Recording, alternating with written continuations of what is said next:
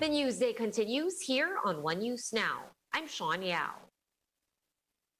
New aspirants for national posts as well as party list groups have filed their certificates of candidacies today.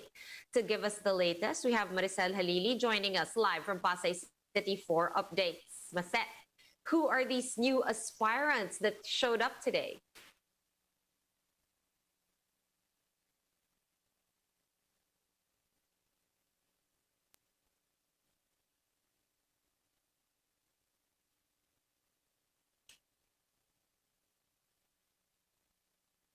Hi, Maset. Can you hear us? All right, Maset, hi. Okay, we'll get to fix that connection with Maricel. For now, let's move on to Manila Mayor Isko Moreno filing his candidacy for president on Monday, October 4.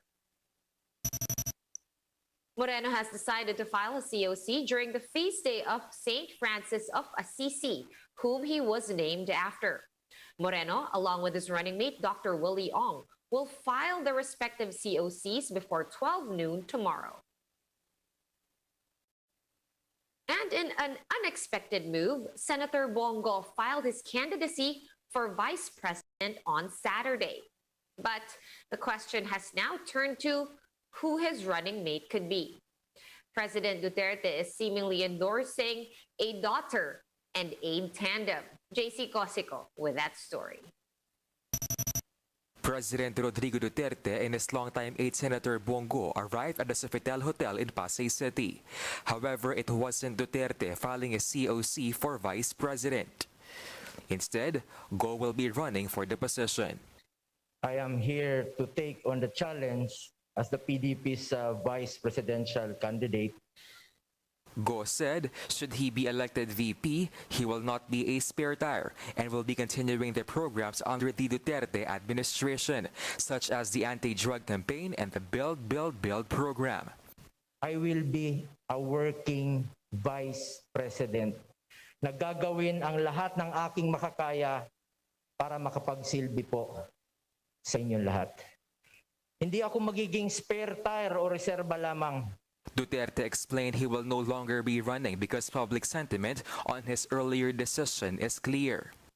The overwhelming, sentiment of the Filipino is that I am not qualified and it would be a violation of the Constitution to circumvent the law, and so in obedience to the will of the people, sundin ko ang gusto ninyo.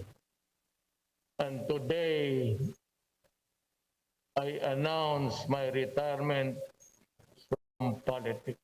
Go is the fourth vice presidential aspirant to formalize their candidacy. It is not clear who will be his running mate and PDP Laban's standard bearer. But a video uploaded by supporters showed Duterte endorsing a tandem between Davao City Mayor Sara Duterte and Go for 2022. Sara Go. Sara Go. Sara Go. However, in the same afternoon, Sara herself filed her own COC for re-election as Davao City Mayor. But the presidential daughter's supporters are still calling for the Davao Mayor to vie for the presidency. For News 5, JC Cosico, we are One News. Let's circle back on our top story on day 3 of the filing of certificates of candidacy and check back in with Maricel Halili, who joins us from on the ground in Pasay for more updates. Mase, again, who are the fresh aspirants that showed up there today?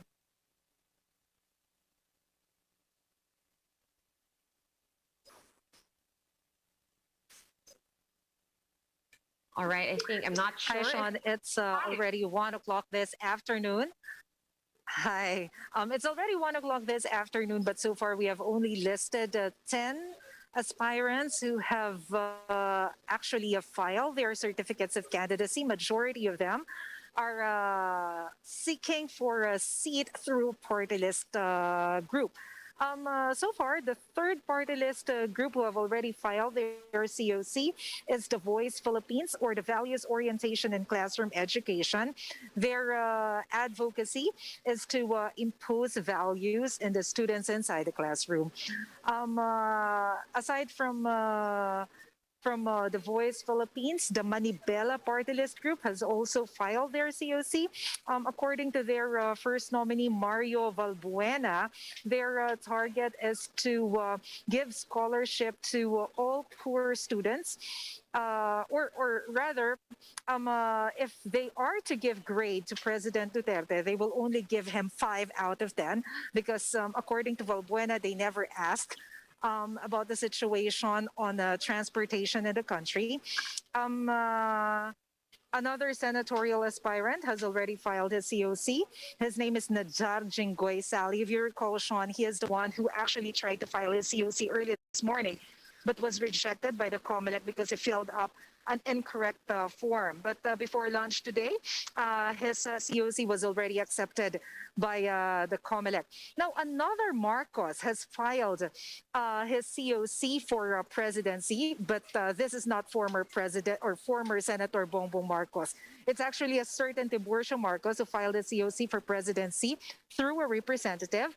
And for senatorial position, a certain Luz Lalaganda Aquino also filed COC, Patrol Party List, and there is also one ACCAP, and the last one to file so far is Ilocano Defenders. Sean? Right, thank you so much for those updates. Maricel Halili joining us live from Pasay City. Stay safe, Maset. Thanks. And at the local level, presidential son Sebastian Baste Duterte will be seeking another term as Davao City's vice mayor.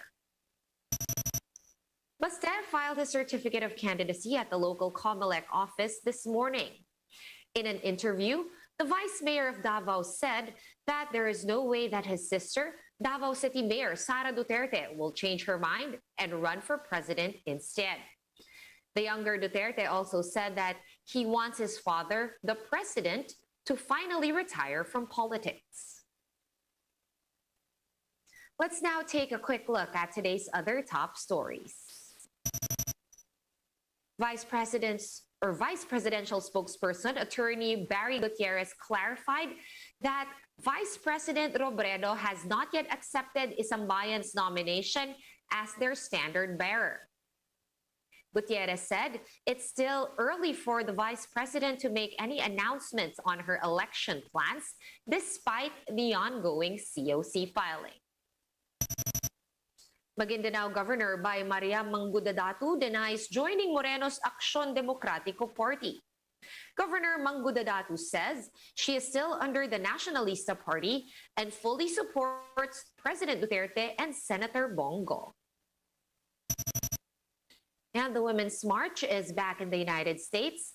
The protest will be focusing on abortion rights ahead of what could be a decisive Supreme Court decision or session. And those are the top stories of the hour. Join us again later at 2:15 p.m. as we continue to watch the day's biggest stories. You can also catch One News on the Signal Play app. Register for a free account at www.signalplay.com and stream One News live anytime, anywhere. Masks on, wash hands, and stay safe, Philippines. I am Sean Yao. We are One News.